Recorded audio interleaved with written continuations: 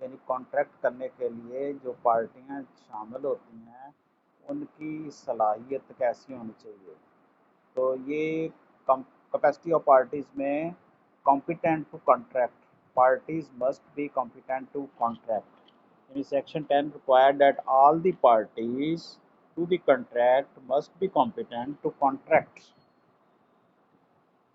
Section 11 जो है states that a minor, a person of unsound mind and a person disqualified by law are not competent to contract. तो तीन पार्टियां जो हैं वो कॉम्पिटेंट टू कॉन्ट्रैक्ट नहीं हैं। एक है माइनर नहीं competent to contract, unsound mind नहीं है, और डिस्क्वालिफाइड पर्सन यानी इंसॉल्वेंट पर्सन। एक पागल नहीं है, माइनर नहीं है, पागल नहीं है, और disqualify insolvent person competent to contract नहीं है। बाकी सबसे एक कॉन्ट्रैक्ट हो सकता है और वो वैलिड कॉन्ट्रैक्ट होगा। अब इन तीनों में से पहले माइनर आ गया। माइनर क्या होता है?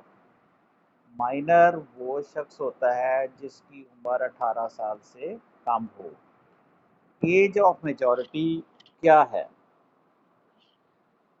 कॉन्ट्रैक्ट लॉ के मुताबिक according to majority act 1875, a minor is a person, minor वो शख्स है who has not attain 18 year of age, जिसने अभी तक 18 साल की उम्र नहीं पाई।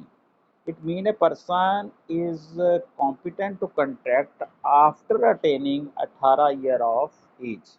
इसका मतलब कोई भी शख्स 18 साल उम्र हासिल कर ले, पा ले, तो वो कॉन्ट्रैक्ट करने का अहल होता है। हाउएवर, ताहम, when a court appoint a guardian for a minor, अगर अदालत जो है गार्डियन जो मुकर्रर कर देती है माइनर का, the minor will attain the age of majority after 21 year. अगर उसका गार्डियन मुकर्रर कर दे उसकी प्रॉपर्टी के लिए, हिफाजत के लिए, तो तब माइनर जो है वो 21 साल के बाद बालग होगा, वरना 18 साल के बाद आम लोग बालग हो जाते हैं।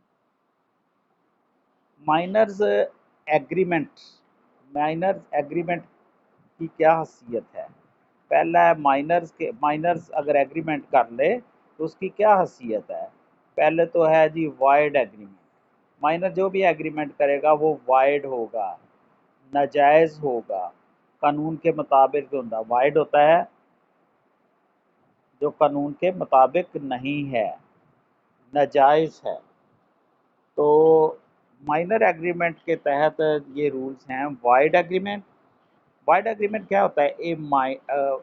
जो भी माइनर किसी के साथ एग्रीमेंट करता है तो वो वाइड होता है। Void agreement, an agreement, void agreement क्या होता है? An agreement with minor is void. अगर माइनर के साथ एग्रीमेंट करेगा तो वो वाइड होगा। A minor is not liable to perform any promise, minor कोई भी वादा पूरा करने का अहल नहीं होता। बिकॉज, क्यों वो क्यों नहीं वादा पूरा कर सकता? Because he does not possess the capacity to जज what a good or bad, क्योंकि उसको पास सलाहियत ही नहीं होती कि उस वो पहचान सके कि उसके लिए क्या बुरा है और क्या अच्छा है। माइनर को पता ही नहीं होता मेरे लिए क्या अच्छा है और क्या बुरा है। जो मेजर होता है 18 साल बालग होता है उसको तो पता है ये चीज़ मेरे लिए अच्छी है और ये बुरी है, लेकिन माइनर को नहीं पता, इसलिए वो किसी भी धोखा खा सकता है। A minor cannot be compelled to pay back the money received by him under the agreement। कहता माइनर अगर कोई पैसे आपसे उधार ले जाए तो उस पर जोर नहीं दिया जा सकता, उसको मजबूर नहीं किया जा सकता कि वो वापस करे, क्योंकि वो माइनर होता है, उसको आप तशद्दुद भी नहीं कर सकते। तो ये माइनर जो है, माइनर के साथ जो भी एग्रीमेंट करेगा वो एग्रीमेंट क्या होगा? वाइड, नाजायज़ होगा। आगे दूसरा पॉइंट है माइनर के साथ एग्रीमेंट का, माइनर्स एंड रेटिफिकेशन। ये लॉ का लफ्ज़ है रेटिफिकेशन। रेटिफिकेशन के बारे में बताता हूँ क्या होता है। माइनर्स एंड रेटिफिकेशन, माइनर के साथ जो एग्रीमेंट करा तो ratification, the ratifications mean the approval of an act already done. जो अब लॉ ने अप्रूवल दी है, कोई एक्ट ने अप्रूवल किया है जो ऑलरेडी दिया है, उसको हम रेटिफिकेशन कहते हैं। Ratification a minor is not valid. जो माइनर के साथ जो रेटिफिकेशन वो वैलिड नहीं है। An agreement made by a minor can not be confirm by him on attaining the age of majority. कहता है माइनर के साथ जो एग्रीमेंट किया जाए, अगर वो बालग भी हो जाता है, 18 साल से ऊपर भी हो जाता है, तो उस पर अमल दरामद नहीं करवाया जा सकता, क्योंकि जो एग्रीमेंट होता है वो उसकी एज ऑफ मेजॉरिटी यानी 18 साल के अंडर किया जाता है। तो 18 साल से पहले उसकी उम्र 18 साल नहीं हुई, उसके साथ जो भी एग्रीमेंट किया जाए, अगर वो कल को 21-22 साल का हो जाता है और उस पर अमल दरामद करवाने के लिए जोर दिया जाता है, तो नहीं करवाया जाता by the court of law, क्योंकि जो एग्रीमेंट किया था वो उसकी एज ऑफ मेजॉरिटी में नहीं किया था। मिसाल के तौर पर एस ए एक आदमी है, ए माइनर है, borrow 2000 and wrote a pronote to in favour of S N. उसने 2000 रुपये उधार लिया और उसने लिख कर दे दिया है। अब वो 18 साल से ऊपर हो गया। अब वो जिसने कर्जा दिया है वो उससे पैसे वापस लेने के लिए जोर नहीं दिया जा सकता। तो रेटिफिकेशन का मतलब क्या हुआ कि जो कानून ने ऑलरेडी पहले से लिख दिया गया है कि माइनर से पहले से लिख दिया गया है, जब वो एज ऑफ मेजॉरिटी नहीं था, जब वो माइनर था उससे कोई लेन देन किया है, अब वो मेजर हो गया तो उससे कोई कानून पर अमल दरामद नहीं करवाया जा सकता। माइनर एंड स्टोपल भी लफ्ज जो है लॉ का है। द टर्म स्टोपल मीन्स, इसका मतलब यह है to prevent a person from denying the truth. किसी शख्स को सच बोलने के बारे में बात रखना कि तुमने सच नहीं बोलना, तो ये भी एक एग्रीमेंट जो है वाइड है।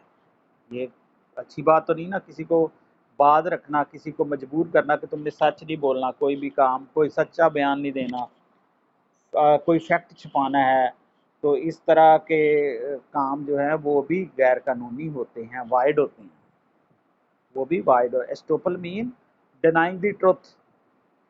Estoppel mean denying the truth, जो सच्चाई को बात रखना, डिनाई करना, मना करना। The rule of estoppel does not apply to on minor. लेकिन अगर किसी आदमी को सच बोलने से मना किया जाए तो ये गैर कानूनी है, लेकिन माइनर पर इतलाक नहीं होता। माइनर को अगर माइनर कहता है कि सच नहीं बोलना, तो माइनर चूँकि माइनर होता है इस पर कानून का इतलाक नहीं होता, उसकी उम्र 18 साल से कम होती है, उसकी सोच, उसकी विचार इतनी पुख्ता नहीं होती। तो estoppel mean denying the truth.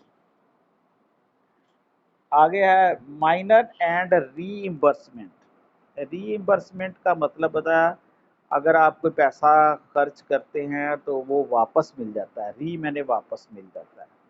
Reimbursement, आपको पैसा किसी की तरफ से खर्च करते हैं तो वो पैसे आपको मिल जाते हैं। तो माइनर एंड रीइंबर्समेंट, अब माइनर की बात पे कोई पैसा खर्च करता है तो माइनर से पैसे वापस मिल सकते हैं। ये देखते हैं माइनर ने कोई मकान खरीदना है, कोई चीज़ लेनी है, या उसकी कोई फीसें हैं कॉलेज की, अब माइनर को कोई बंदा उधार दे देता है, तो क्या वो पैसे वापस, री का मतलब वापस मिल सकते हैं, रीइंबर्समेंट मीन पैसे वापस मिलना। Generally a minor can not be compelled to return the money received by him under the agreement. Minor को आमतौर पर पैसे वापस करने के लिए कंपेल या मजबूर नहीं किया जा सकता। But where a minor enter into an agreement by fraudulently, अगर माइनर के साथ धोखाधड़ी से फ्रॉड के साथ एग्रीमेंट किया है, showing that he has attain 18 year of age, और माइनर कहता है कि मेरी उम्र 18 साल है, और वो धोखाधड़ी फ्रॉडुलेंट से वो अपने आप को शो करता है, द कोर्ट में order to return the amount, then court कह सकती है कि तुम उसके पैसे माइनर को कह सकती है कि पैसे वापस करो, क्योंकि उसने अपनी उम्र 18 साल से ज़्यादा शो की हुई थी। उसके minor and necessities reimbursement estoppel ratification, ये चीज़ें माइनर के साथ क्या होती हैं। नेसेसिटीज मीन ज़रूरियात की चीज़ें।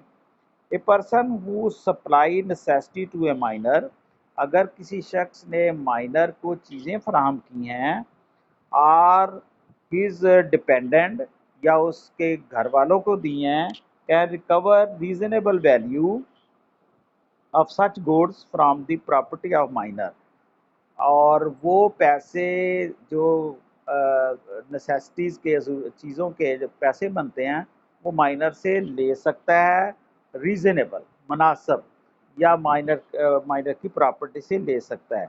If a minor owns no property, अगर उसकी प्रॉपर्टी नहीं है माइनर की, the supplier can not recover the price of necessities, तो सप्लायर फिर वो ना गुड्स एंड सर्विसेज जो उसने सप्लाई की हैं ना माइनर को, उसके पैसे वापस नहीं ले सकता, क्योंकि उसकी तो प्रॉपर्टी नहीं है। अगर प्रॉपर्टी है तो ले सकता है गुड्स एंड सर्विसेज के पैसे, और अगर नहीं प्रॉपर्टी तो फिर माइनर से पैसे वापस नहीं ले सकता। The necessaries depend upon the status and circumstances of the minor. ये नेसेसरीज जो हैं, अशिया ज़रूरियात जो हैं, ये माइनर की डिपेंड करती है माइनर के स्टेटस पर, उसकी माइनर की हैसियत पर, या सर्कमस्टांसेस, या कई सूरतों पे होती है। If the minor already possess necessaries at the time when necessaries are supplied by him, the supplier can not recover value of those necessaries. ये नेसेसरीज की पैसे वापस नहीं लिख सकता। मसलन C supply necessary of life to B, C ने B को कुछ चीज़ें फराहम की हैं। ए माइनर, ये एक माइनर है। C can not recover reasonable value of goods from B's property, C ने बी को चीज़ें, बी जो माइनर है, अब सी जो ने चीज़ें जो बी को वापस सप्लाई की हैं उसके पैसे सी रिकवर नहीं सकता, ले सकता, वापस नहीं ले सकता, क्योंकि बी जो है वो माइनर है। माइनर से पैसे वापस नहीं लिए जा सकते, इसलिए माइनर से कोई ट्रांजैक्शन नहीं करनी चाहिए। और अगर माइनर की कोई प्रॉपर्टी है तो फिर उससे ट्रांजैक्शन कर लेनी चाहिए, क्योंकि उसकी प्रॉपर्टी बेचकर वो पैसे ले सकता है। अगर उसकी कुछ भी नहीं उसके पास तो आप पैसे वापस नहीं ले सकते। लो जी, ये आज का हमारा लेक्चर था, इसके एक पार्ट किया है। कैपेसिटी ऑफ पार्टी में माइनर पढ़ा है हमने।